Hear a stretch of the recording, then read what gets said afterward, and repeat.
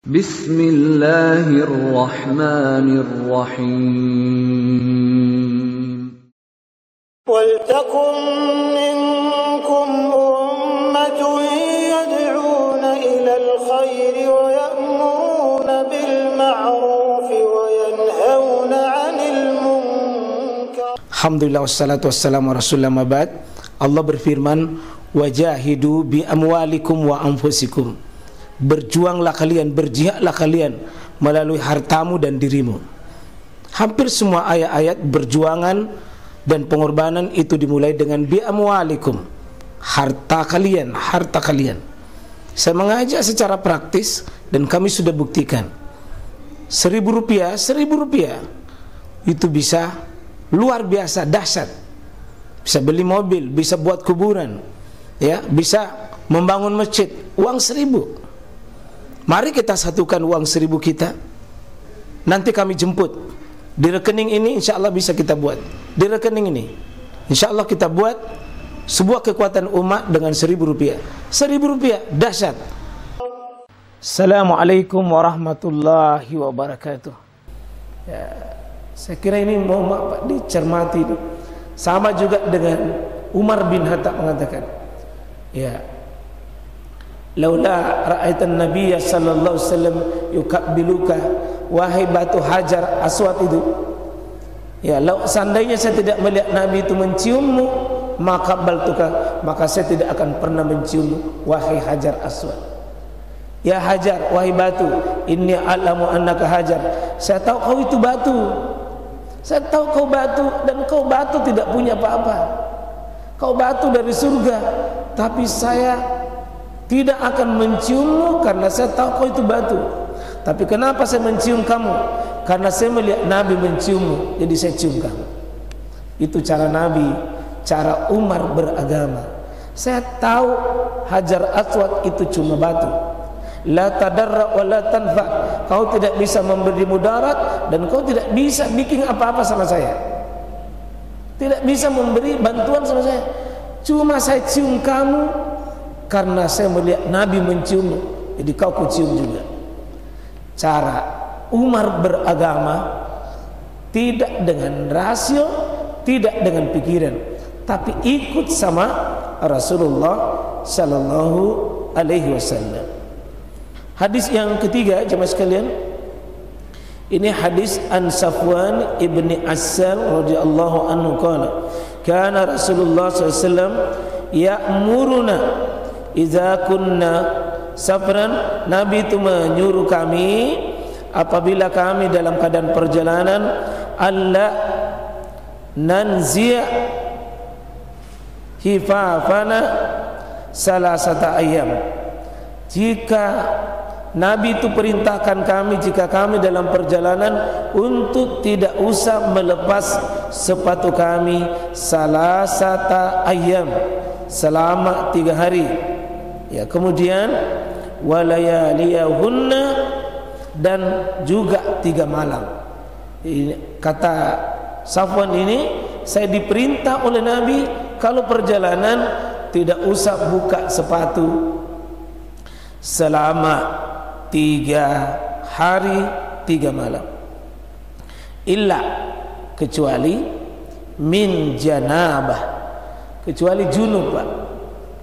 Loh, junub ini batal itu, sebagaimana batalnya wudu.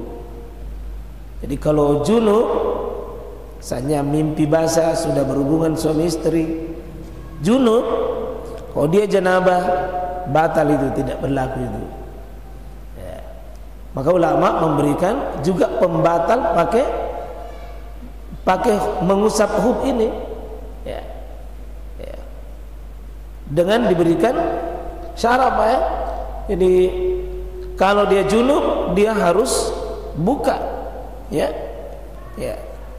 Tapi walakin, ya, min gaiti wa baul wa naum, ya, akan tetapi kalau dia ke kamar mandi tidak perlu, buang kencing juga tidak perlu, tidur juga tidak perlu, tidak perlu buka sepatu, ya, cukup diusap. Kemudian hadis yang ke 1, 2, 3, 4, hadis yang kelima. Hadis yang kelima, an Ali ibn Abi Talib radhiyallahu anhu qala ja'alan Nabi sallallahu alaihi wasallam, sama ini salasati ayyam wa layaliyahunna lil musafir, 3 hari untuk musafir. Kemudian wa yauman wa lailatan lil muqim, dan 1 hari dan 1 malam untuk orang yang tidak musafir. Jadi kalau kita di rumah Pak dan berat, dengan catatan itu Pak ya, sepatu ini harus menutup mata kaki. Menutup mata kaki. Kalau sepatunya tidak menutup mata kaki, maka tidak dianggap itu khuf. Jadi syarat khuf itu tadi sepatu itu harus menutup mata kaki. Bagaimana kalau kos? 3 imam ini, Abu Hanifah, Imam Syafi'i, Imam Ahmad bin Hanbal, kos pun bisa. Tapi kalau Imam Malik, dia mensyaratkan harus sepatu, bukan kos ya. Jadi kalau Imam Malik harus syaratkan sepatu yang memang bisa dipakai berjalan. Tapi kalau 3 imam, kos pun kalau sudah pakai kos itu tidak mengapa ya. Sebab tahu dibuka itu kedinginan dan seterusnya bisa menimbulkan mudarat, maka tidak usah dibuka. Nah, ini ketentuan dari hadis. Jadi dalilnya bahwa Nabi melakukan itu sudah jelas, hadis nomor 1. Kemudian bagian apa yang diusap jelas, hadis Ali itu bagian atas. Kemudian berapa lama 3 hari itu adalah jelas, hadisnya dikeluarkan oleh Imam An-Nasai, At-Tirmizi, Ibnu Majah ya. Dan untuk yang mukim untuk 1 hari saja, itu sudah ada di dalam hadis riwayat Imam Muslim. An Sauban radhiyallahu anhu ba'asa Rasulullah sallallahu alaihi wasallam ya sariyatan fa amarahum ya anna yamsahu alal asaib.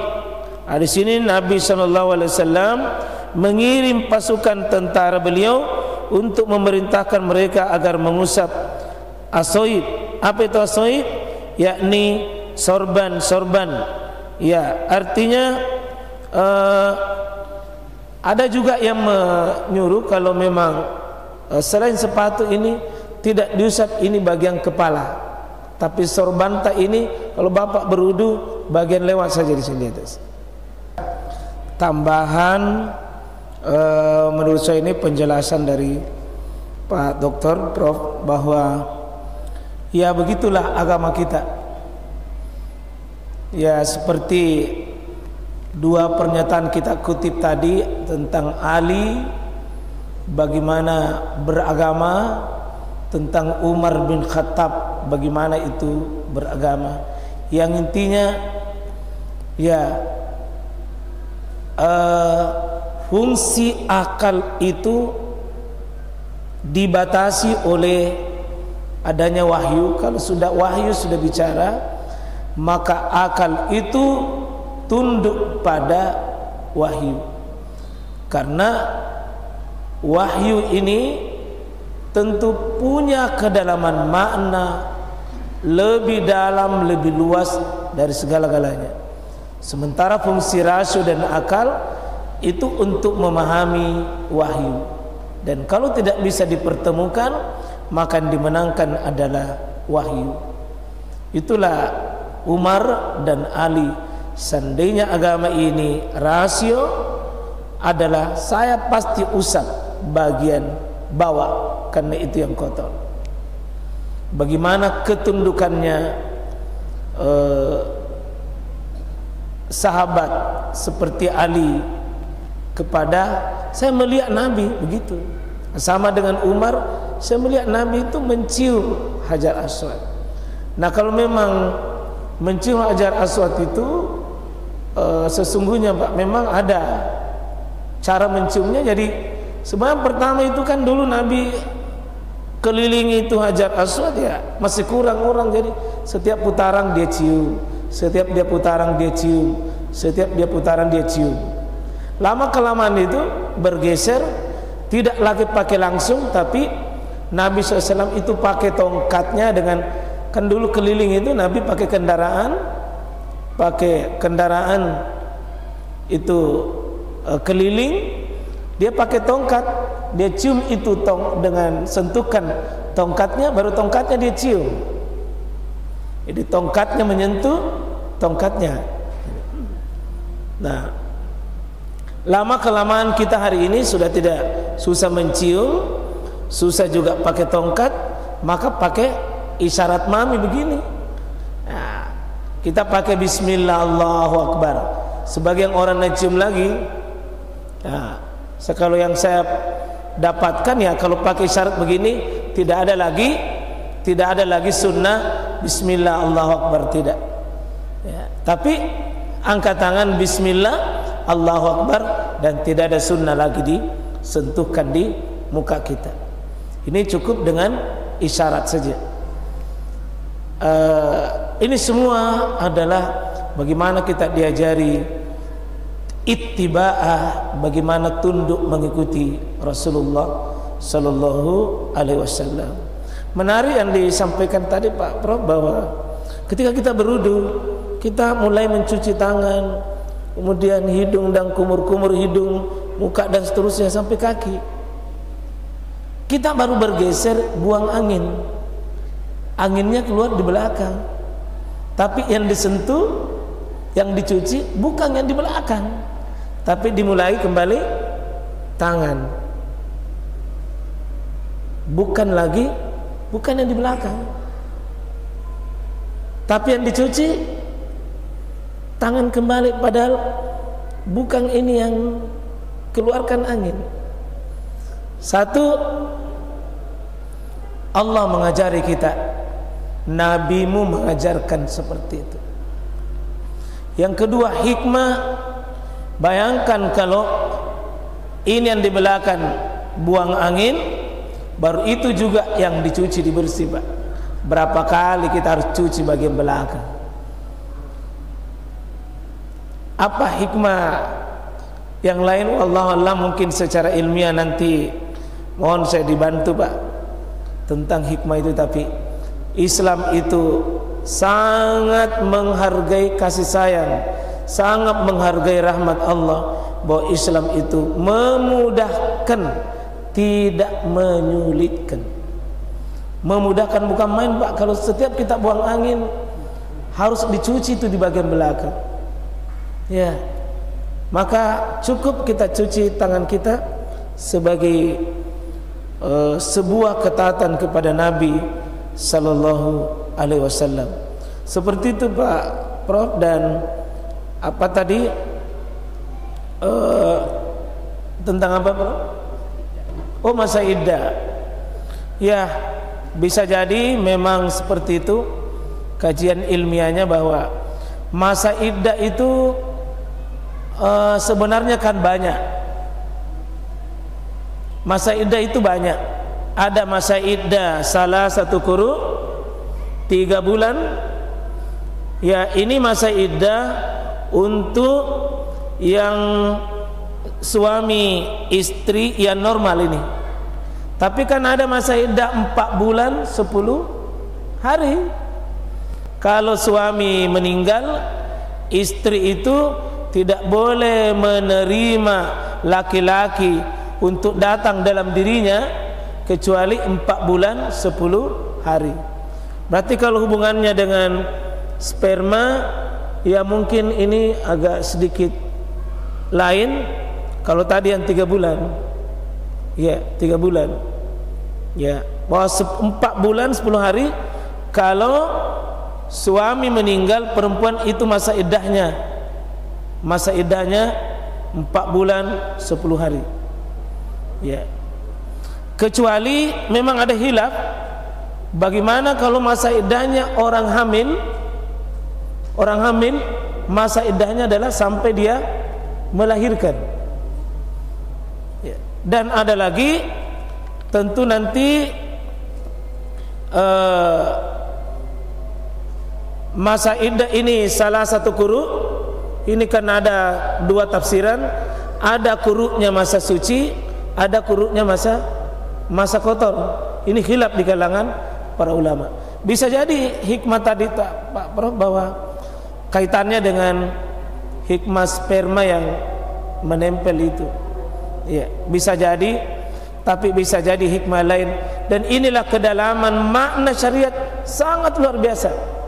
Meskipun di belakang baru kadang dilakukan penelitian dan diungkap kebenaran secara ilmiah.